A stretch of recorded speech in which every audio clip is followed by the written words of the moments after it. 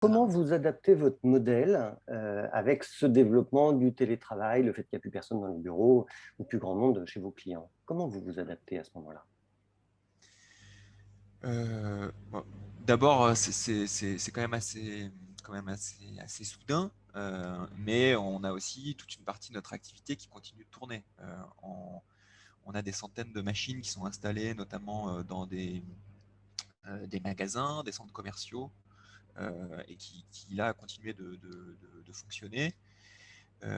Et puis, il y a tout un temps, évidemment, d'organisation, hein, d'organisation interne, d'organisation pour les équipes. Donc, on active les différents mécanismes qui sont à notre disposition, du chômage partiel, euh, évidemment chez nous, télétravail pour tous ceux qui le peuvent. Et puis, on planche sur toute la partie réactivité et qu'est-ce qu'on fait pour justement adapter notre modèle. Donc, ça, on pourra s'en redire Ah ben, quelques mots ensuite. dites-le nous maintenant, parce que le temps passe vite, vous savez. Donc, allons-y, allons-y. Dites-nous quelles sont les décisions stratégiques que vous prenez. Est-ce que vous faites le dos rond ou est-ce que vous revoyez un certain nombre d'axes stratégiques dans votre modèle économique? Alors, on a vraiment profité de ce moment. Il y a eu un mois et demi, 2 mois là où ça a été un peu le coup de massue. Et puis en fait, assez rapidement, on a vu l'activité revenir progressivement. J'ai envie de dire même le deuxième confinement, on l'a quasiment pas vu passer. C'est-à-dire que ça a fait une petite vaguelette, mais on a continué d'avoir de la croissance. Juste pour info, on a quand même 120 nouveaux clients qui ont été enregistrés en 2020. Donc en fait, même s'il y a eu une baisse de volume chez nos clients existants, ça a quand même été en termes d'activité pas mal compensé par justement nos nouveaux souscripteurs. Cette crise aura au moins mis un peu un coup de projecteur sur des activités comme les nôtres, hein, plus résilientes, pour utiliser ce mot qu'on a vu partout en 2020. Voilà, avec des circuits courts, une réappropriation aussi sur certaines matières premières, hein, parce que finalement, je le disais, nos déchets sont aussi nos ressources et c'est du pétrole qu'on ne va pas chercher à l'autre bout du monde. Je rappelle aussi volontiers qu'en France, on n'a pas de mine. Bon, donc tout ça, c'est d'un point de vue macroéconomique, ça a quand même beaucoup de sens. Et oui, on s'adapte. On se dit formidable opportunité aussi pour continuer à innover, pour faire bouger les lignes. Donc, j'ai deux exemples en tête. On a notamment lancé notre machine Delta. Donc, en fait, dans notre activité d'installation d'automates de collecte, euh, on n'avait pas jusqu'à présent chez Lemon Tree de gros kiosques pour installer des machines sur des parkings et pouvoir collecter de façon massive des emballages. Et du coup, 2020, ça a été l'année de sortie de cette machine qui est un concentré de technologie, qui est aussi une des premières machines qui est vraiment conçue très majoritairement par les Tree. Donc voilà, on planche sur cette partie innovation. Et la sortie de cette machine était prévue déjà en 2020 ou vous avez profité de l'opportunité d'une fenêtre de tir, faute d'avoir autre chose à faire, vous avez concentré vos efforts là-dessus? Disons que ça a accéléré en tout cas des projets qui étaient dans les cartons, hein. C'est évidemment quelque chose qu'on D'accord. mûrissait depuis un moment, mais ça nous a effectivement laissé un peu de bande passante pour euh, aller plus vite, sortir aussi cette innovation plus rapidement. Et dites-nous rapidement le deuxième exemple dont vous vouliez nous parler. Le deuxième exemple, c'est travailler sur d'autres déchets à recycler. Dans notre développement, voilà, on a cette mission, encore une fois, de sortir de l'incinération et de l'enfouissement certains déchets. Et puis on a vu arriver un déchet qui a envahi nos trottoirs, le Je le masque. connais. Le masque. Donc on a travaillé effectivement de façon assez rapide et puis de façon coopérative avec justement des gens qui transforment, des gens qui collectent, pour pouvoir sortir une offre de recyclage de masques avec un recyclage qui est en France et j'aime à le rappeler sur un modèle un peu d'upcycling parce que d'un d'un déchet finalement, voilà, bon, qui a des propriétés filtrantes, qu'on connaît tous. On sort aujourd'hui un t-shirt technique qui est fabriqué en France avec une fibre qui a des nouvelles propriétés. Donc, en fait, il ressort encore plus fort que quand il est rentré dans la boucle. La crise qui génère des Voilà. opportunités. On va se tourner vers Alexandre. Alexandre, alors, pour vous, au moment où le confinement arrive, le 1er, au mois de mars, il y a une filière intégrale qui s'arrête, c'est la filière de la restauration. Et vous, vous collectez des déchets alimentaires. Qu'est-ce qui se passe à ce moment-là chez les alchimistes? Le 17 mars, on perd 94% de nos clients. Donc restaurateurs principalement, restauration d'entreprise en bonne partie. Donc, je vous ai dit tout à l'heure qu'on avait un marché amont, un marché aval.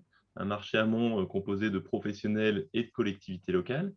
On avait fait le choix sur le marché amont de ne pas aller vers les collectivités locales parce que c'est des cycles de vente beaucoup plus longs, etc. Donc, quand on a créé les alchimistes, on s'est vraiment focalisé sur le marché des producteurs de déchets professionnels, donc la restauration commerciale, la restauration collective.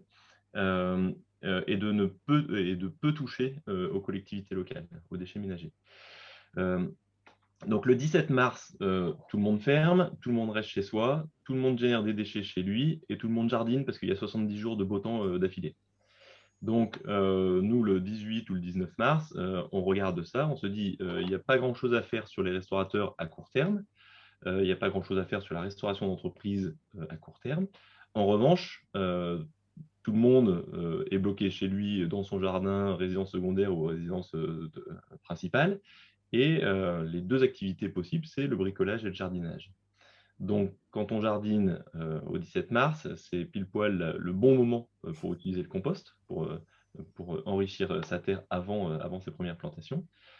Et donc, on se tourne vers ceux qui étaient encore ouverts, la GMS, les grandes et moyennes surfaces, notamment auprès de Franprix, Intermarché, Biocoop, La Vie Claire, dont j'ai parlé tout à l'heure, et on leur dit il y a un marché immense qui est en train de s'ouvrir, qui n'était pas prévu, c'est la vente de compost. Et donc là, de manière très réactive, ces partenaires nous ont dit banco, on y va. Et donc, on est passé de 5 points de vente pour notre compost à quasiment 150 en quelques semaines. Et donc, on a travaillé sur le marché aval qu'on avait plutôt prévu de développer plutôt en 2021-2022. Et là, on a lancé cette activité de manière immédiate. L'autre marché auquel qu'on s'était réservé pour plus tard, c'était d'aller chercher les déchets ménagers, considérant que le cycle de vente est plus long, plus compliqué, etc. Et donc là, de la même manière, tous les déchets qui sont plus chez les restaurateurs sont dans nos poubelles de ménage. Et donc, on lance à partir de fin avril, début mai, les premières collectes de déchets alimentaires dans les ménages avec nos partenaires grandes et moyennes surfaces et en disant on va mettre une borne d'apport volontaire, on va proposer au grand public de s'inscrire sur notre site internet, de trier chez lui, d'apporter ses déchets sur ces bornes d'apport volontaire et donc de faire une preuve chiffrée, documentée, que aujourd'hui les citoyens et les citoyennes sont prêts à faire le tri, à amener les déchets et que le point d'apport volontaire est probablement la bonne solution de collecte des déchets ménagers. Encore une fois, 31 décembre 2023, toutes les collectivités locales devront fournir à leurs administrés une solution de collecte, de tri, de collecte et de valorisation des déchets alimentaires. Et donc là, l'idée, c'était de ressortir des données fortes, de les partager avec les collectivités locales et de leur dire, voilà, ce système-là fonctionne bien et nous, on est capable de vous accompagner là-dessus. Donc, ça nous a permis d'aller voir les collectivités locales. Il s'est passé quelque chose qu'on n'avait pas forcément anticipé, c'était un peu bête de notre part, c'est que 2020, c'était les élections des mairies, donc des maires Municipal, oui. municipales, et que donc à partir du 21 juin, tous les maires et maires adjoints à la transition écologique avaient sur leur bureau que fait-on pour les déchets alimentaires. Et donc, on est arrivé en septembre avec des débuts de données, et donc on a pu discuter avec une quarantaine ou une cinquantaine de collectivités locales en leur montrant, regardez, quand vous collectez en porte-à-porte ça coûte cher et c'est assez déceptif souvent. Quand on collecte en point d'apport volontaire avec contrôle d'accès, on divise le coût par 3 ou 4 et on a un gisement de qualité.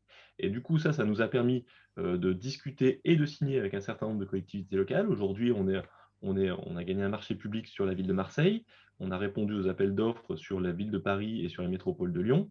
Et du coup, ça a avancé quasiment de 1 an et demi ou 2 ans.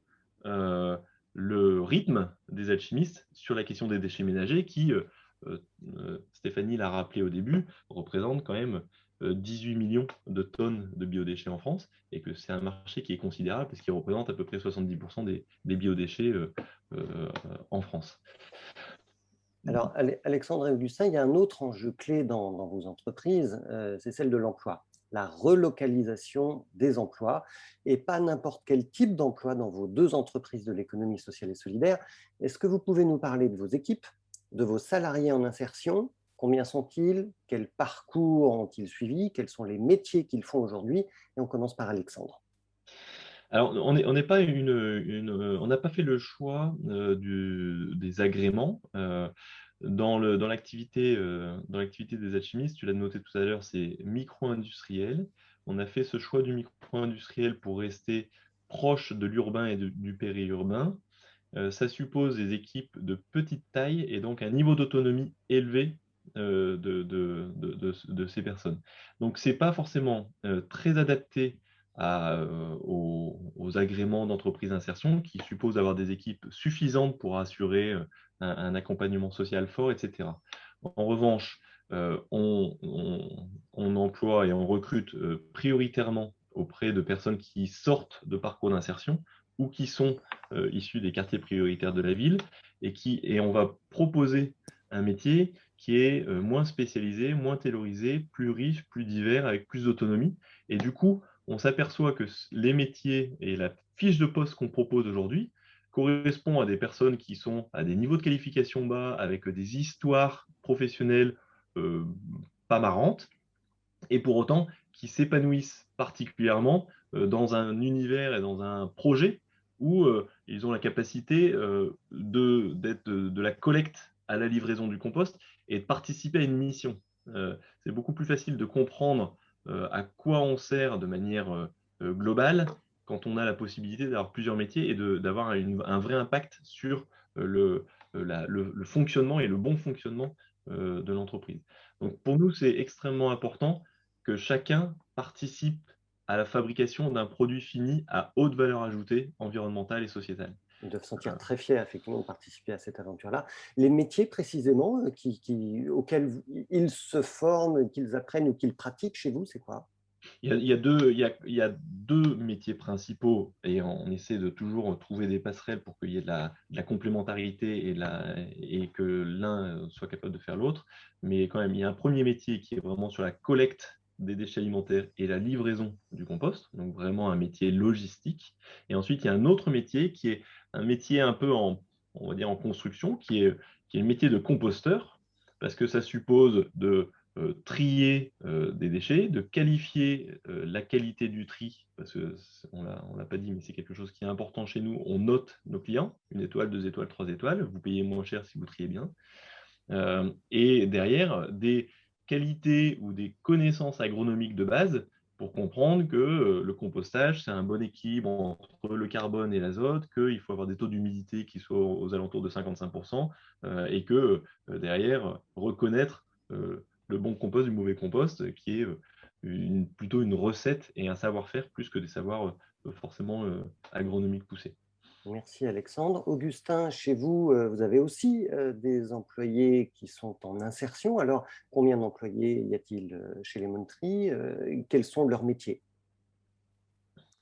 Alors effectivement, on le rappelait en introduction, donc nous on est aussi une entreprise avec différents agréments. On a un agrément ESUS et des agréments EI, donc d'entreprise d'insertion.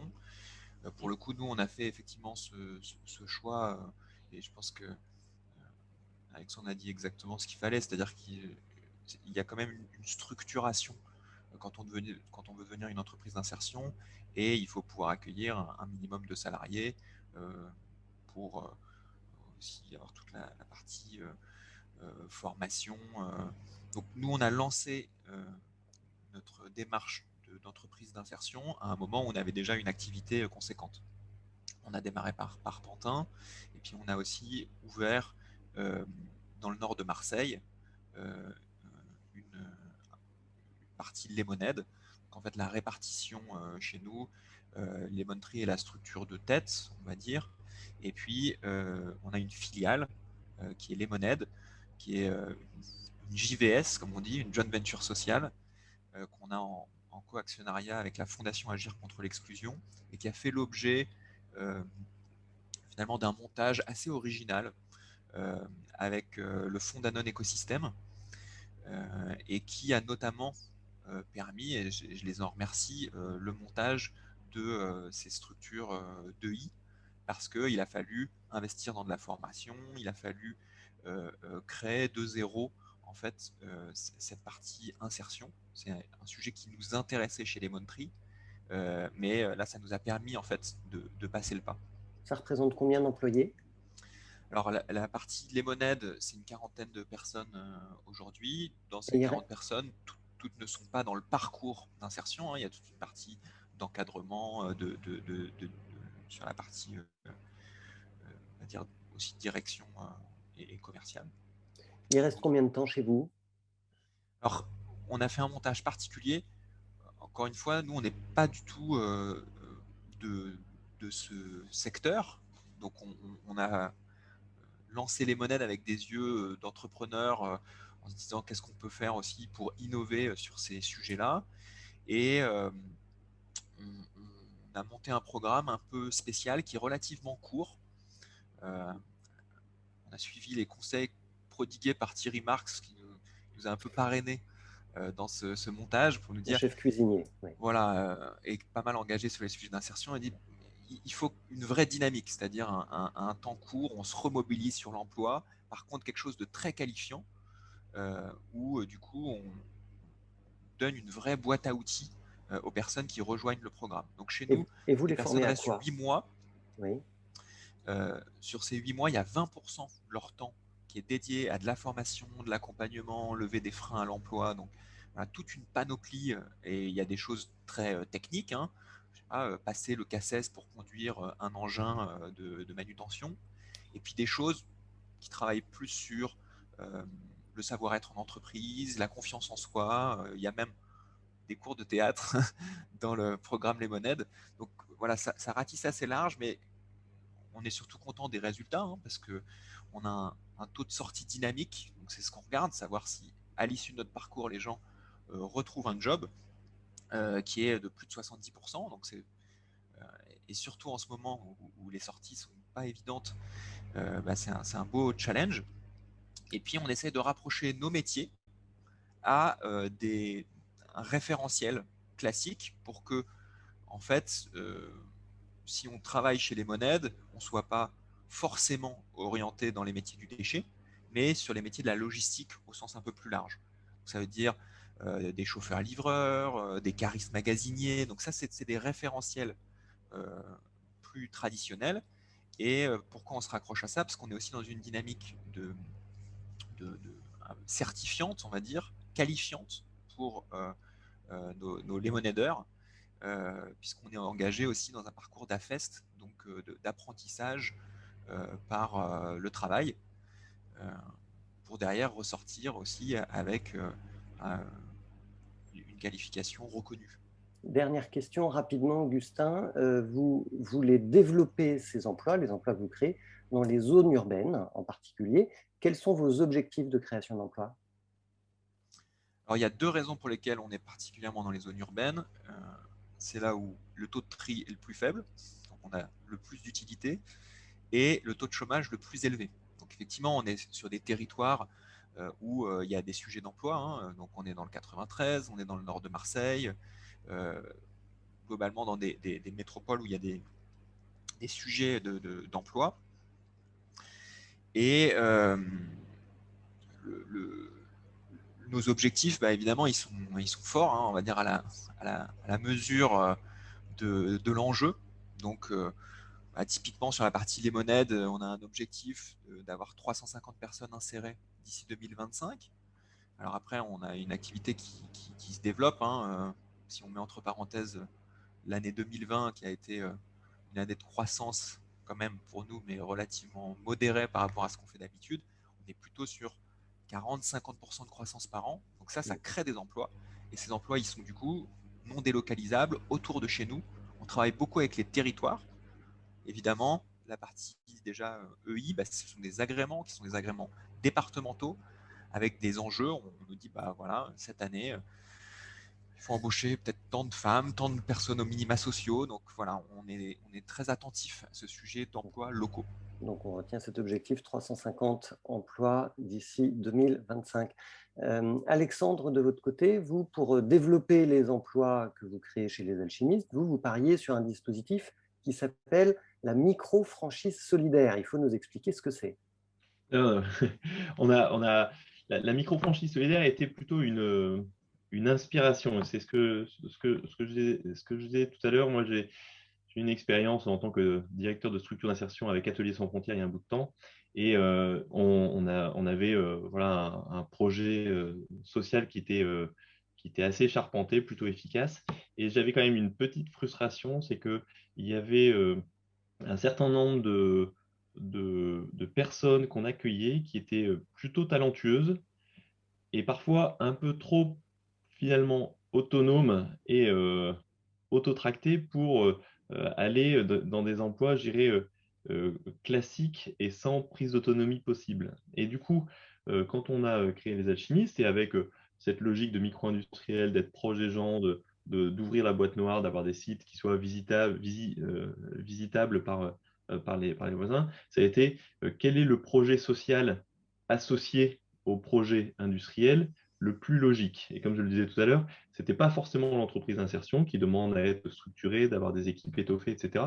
Et c'est plutôt la micro-franchise solidaire, plutôt comme source d'inspiration, parce que ce n'est pas quelque chose c'est pas un dispositif qu'on a pu utiliser parce que les CAPEX sont un peu trop importants.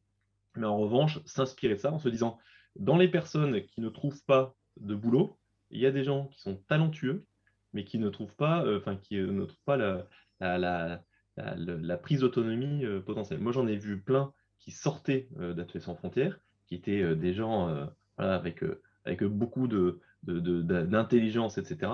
Mais ils n'avaient pas envie d'être à la chaîne, quoi. Et donc, ça ne marchait pas. Et donc, c'est plutôt ces profils-là, et c'est les profils qu'on retrouve aux alchimistes, qui sont des gens qui voilà, qui n'ont pas besoin ni envie qu'il y ait un contremaître derrière leur dos qui leur dise fais ci, fais ça, etc. et qui s'épanouissent dans la prise d'autonomie des missions diverses, etc. Donc, voilà, on se retrouve avec moi, j'habite à Saint-Denis, je suis fier de dire et de le redire et de le dire souvent que c'est en Seine-Saint-Denis qu'il y a le taux de création d'entreprises le plus élevé. Mais c'est aussi parce que quand il n'y a pas d'emploi, on est obligé de le créer, son emploi. Donc, c'est s'inspirer de ça et de se dire que finalement, nos équipes qui sont sur les sites de production sont, on ne va pas dire des entrepreneurs parce que ce serait un peu exagéré de le dire, mais en tout cas, représentent l'entreprise, prennent des initiatives, améliorent les façons de faire et qu'il y a beaucoup de choses qui nous remontent de leurs expériences et on est très attentif à tout ce qu'ils peuvent nous dire.